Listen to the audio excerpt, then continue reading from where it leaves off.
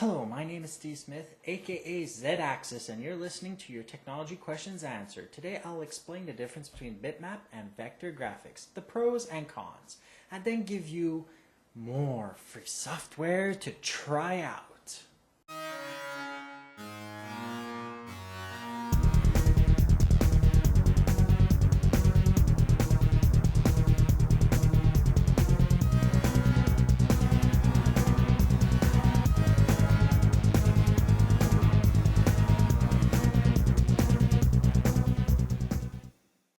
Trying to make a cartoon animation page layout, logo, clip art, or complex geometric pattern, the last thing you want to do is use a bitmap graphic editor like GIMP or Adobe Photoshop. And the easiest way to explain this is to define what a bitmap and vector graphics are.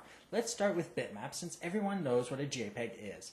A bitmap is a type of memory storage or collection of pixels and bits defined by specific height, width, color depth, pixel concentration per inch or centimeter, often referred to as dots per inch. The pixels are fixed in height, width, and color wavelength. Shrinking or increasing the size of an image in a bitmap format causes distortions in the graphic because the pixels are fixed in size and forced to either assimilate the adjoining pixels and approximate a new similar color to make one pixel instead of a cluster, or the reverse, the pixels are forced to multiply and the new pixels have to replicate an approximation of color wavelength. In other words, once a graphic is made a certain size, like a photo done with a digital camera, it should remain exactly the same size to avoid becoming distorted. The only reliable way to increase or decrease sizes is to adjust the dots per inch.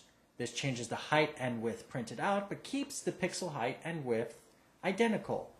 Vector graphics are different in many respects. They are primarily the product of complex algebraic calculations that define many aspects of the image, including the positions of objects like lines, fill colors, patterns, and etc., making a logo, page layout, cartoon, anything else in a vector graphic format makes it possible to increase or decrease the size of an image without any distortions whatsoever. So next time your client asks you to make the logo bigger, you can in real time. This also means you don't have to make huge versions of your comics to retain quality when you increase the pixel depth per inch, effectively reducing the height and width. For those who didn't understand all this, draw a diagonal line with your favorite graphic editor like Adobe Photoshop, then increase the size of the graphic. You may notice the line looks more like a set of stairs. Do this in Adobe Illustrator or InkScape, and this effect does not occur at all, and this regardless of the thickness of the line. The pros of vector graphics are that it is easier to maintain the quality of the image created despite resizing.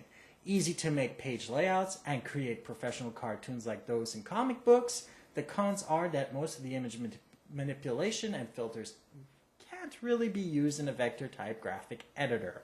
Now, before most of you think it ends here, most people may not realize that a good bitmap graphic editor is a plus to a vector graphic editor. You can take an image from a vector graphic editor, resize to the height, width, and color depth you need, then apply filters or effects to the image, and most of the time, if you use the same settings, you will replicate exactly what you have every single time.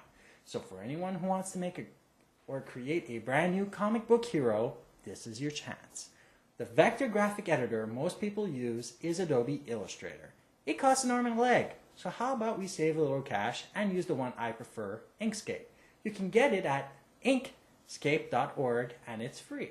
Next week I'll introduce you to LibCAD, another AutoCAD program perfect for industrial designers, basement inventors, and so much more.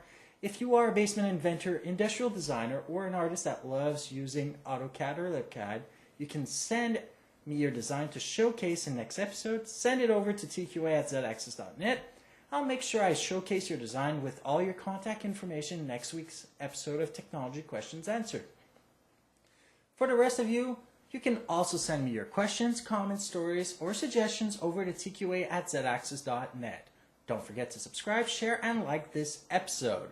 For show notes, downloads, and more information, head over to www.zedaxis.net. Let's see you all here next week. Stay safe and online.